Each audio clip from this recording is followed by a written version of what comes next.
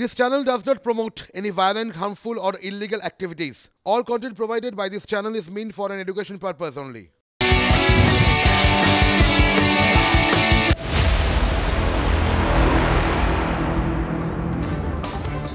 নমস্কার, দেখছেন TV9 বাংলা। আপনাদের সঙ্গে রয়েছি আমি তন্নিষ্ঠা। আর তৃণমূলের অন্দরে কি হচ্ছে আমাদের অবশ্যই সেদিকে নজর রাখতেই হচ্ছে, কারণ তাপস রায় তিনি ক্ষুব্ধ, আপনারা জানেন। আর তাপস রায়ের সেই মান ভাঙাতে মরিয়া তৃণমূল। বরানগরের বিধায়কের বাড়িতে ব্রাত্য কুণাল। তাপস রায়ের দল বদলে জল্পনাটা জোরালো। তাপসের মানভঞ্জনে ব্রাত্য কুণালকে মাঠে নামালো তৃণমূল। সুদীপ বন্দ্যোপাধ্যায়ের ওপর ক্ষুব্ধ তাপস রায়। সূত্রের খবর, আজ বা কাল বিধায়ক পদ ছাড়তে পারেন তাপস রায়। সুদীপ বন্দ্যোপাধ্যায়কে আক্রমণ করে সম্প্রতি দলেরই অস্বস্তি বাড়িয়েছেন কুণাল ঘোষ। কুণালকে সমর্থন করে তাঁরই পাশে দাঁড়িয়েছেন তাপস। আমি দলের একজন কর্মী, তাপসদা দলের একজন নেতা, আর তাপসদার সঙ্গে আমার একটা ব্যক্তিগত স্তরের সম্পর্ক। আমি প্রায়শই আসি, মাঝে মধ্যেই আসি। তো আজকে এসছি, আমি তো সকালে আসি তাপসদার বাড়িতে, মাঝে মধ্যেই আসি, গল্প করি, চা খাই, কোনোদিন লুচি খাওয়ায়, লুচি আলুর দমের একটা ব্যাপার থাকে। তাপসদা আমাদের নেতা, আমি দলের একজন কর্মী। আমি তাপসদাকে দাদার মতো দেখি, তাপসদা আমার ভাইয়ের মতো দেখে। আমি প্রায়শই আসি, তাপসদার সঙ্গে আমার ব্যক্তিগত স্তরের সম্পর্ক, আমি সেরকমই এসেছি।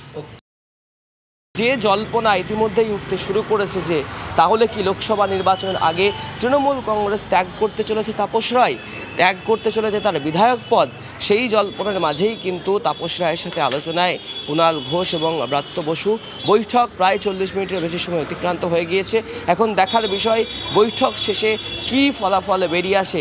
আদৌ তাপস রায় তার সিদ্ধান্ত কি বদল করবেন, নাকি সূত্র মারফত যে সিদ্ধান্তের কথা উঠে আসছে যে অন্য দলে যোগদান করতে পারেন বা তৃণমূল কংগ্রেস ত্যাগ করতে পারেন, সেই সিদ্ধান্ততেই শিলমোহর দেবেন তাপস রায়।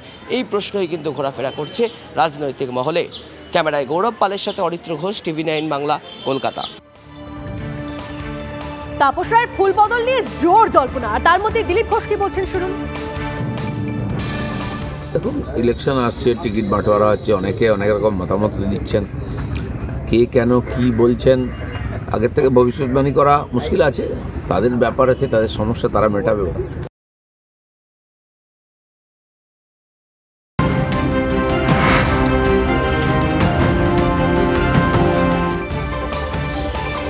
এবার বিচারপতি অভিজিৎ গাঙ্গুলির খবরে আসা যাক। অবসরের পর জনতার দরবারে কি বিচারপতি? বৃহত্তর ক্ষেত্রে যাওয়ার ইচ্ছে প্রকাশ বিচারপতির। রাজনীতির মঞ্চে থেকেই অসহায় মানুষের পাশে থাকা যায়, ইঙ্গিতপূর্ণ মন্তব্য বিচারপতির। ঘুষখোর সাংসদ বিধায়কদের কোনো রক্ষা কবচ নেই, স্পষ্ট নির্দেশ সুপ্রিম কোর্টের। 7 বিচারপতির সর্বসম্মত সিদ্ধান্ত, নোটের বদলে ভোট মামলায় নির্দেশে এবার সতর্ক হতে হবে MLA MPদের।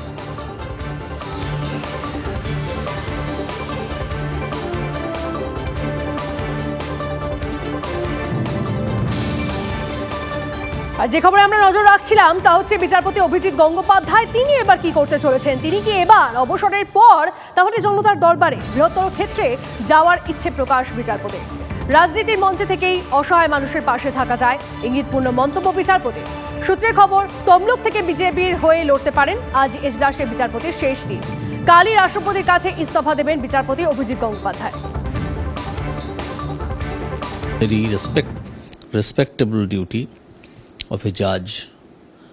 My job is over. This is the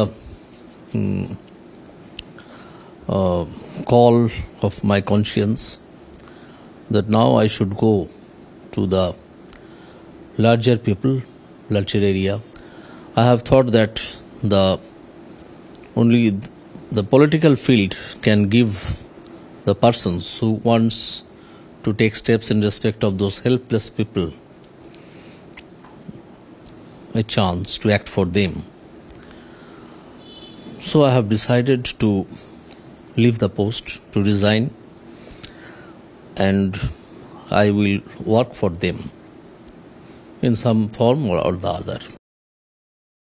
আমার মতো ভালো মানুষ, সৎ মানুষ রাজনীতিতে আসা দরকার। রাজনীতিতে যদি এই শেখ শাহজাহানের মতো লোক, চোর গুন্ডা বদমাশরা যদি থাকে, যেরকম তৃণমূল কংগ্রেসে যারা রাজনীতি করে, তো এই ধরনের লোক এলে পরে তো রাজনীতি কোনো শুদ্ধ হবে না, রাজনীতি ভালো হবে না। কিন্তু আমার মনে হয় জাস্টিস অভিজিৎ গঙ্গোপাধ্যায় যে দলেই যান না কেন উনি এই রাজনীতিতে এলে রাজনীতি পরিচ্ছন্ন হবে, পরিষ্কার হবে, রাজনীতি মানুষকে অ্যাট্রাক্ট করবে। বিজেপিতে আসবেন ক্রমশ প্রকাশ্য। আপনারা কি যোগাযোগ করছেন? এদিকে কল্যাণ বন্দ্যোপাধ্যায় তার কি বক্তব্য এই নিয়ে শোনাবো আপনাদের। অভিজিৎ গঙ্গোপাধ্যায়কে রেজিগনেশন দিয়ে পদত্যাগ করিয়ে আগামী দিনের এমপি হওয়ার স্বপ্ন দেখাচ্ছে। ও যেখানেই দাঁড়াবে সেখানেই হারবে, সেখানেই হারাবে। অত সহজ নয়। অতদিন ওই পোস্টায় বসে অনেক কিছু করেছে, অতদিন ওই পোস্টে বসে সম্পূর্ণভাবে ওদের ক্ষমতাকে অপপ্রয়োগ করেছে। এসো এবার রাজনীতির মাঠে। আগেও তো বলেছিলাম এসো এবার রাজনীতির মাঠে, দেখি কত বড় ক্ষমতা। কিছু জানে না, এরা বিচার ব্যবস্থাকে নষ্ট করে। এদিকে বিচারপতি অভিজিৎ গাঙ্গুলির পদত্যাগ প্রসঙ্গে মুখ খুললেন বিধানসভার স্পিকার বিমান বন্দ্যোপাধ্যায়। বিচারপতি হিসেবে যে সব রায় তিনি দিয়েছিলেন তা পক্ষপাতদুষ্ট, বাতিল করা উচিত আক্রমণ স্পিকার বিমান বন্দ্যোপাধ্যায়।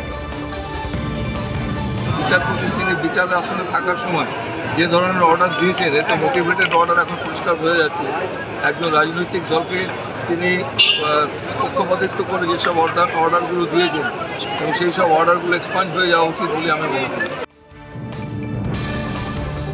এদিকে আইনজীবী বিকাশ রঞ্জন ভট্টাচার্য তিনি কি বলছেন শুনুন।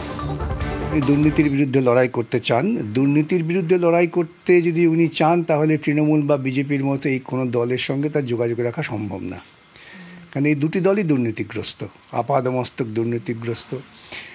সুতরাং আদর্শ যদি হয় যে দুর্নীতির বিরুদ্ধে লড়াই করবেন তাহলে ওই দুটো দলকে তাকে তো এড়িয়ে চলতে হবে। আর এমনও হতে পারে উনি হয়তো দুর্নীতির বিরুদ্ধে লড়াই করার জন্য একটা নিজস্ব মঞ্চ তৈরি করতে চান, তাও হতে পারে।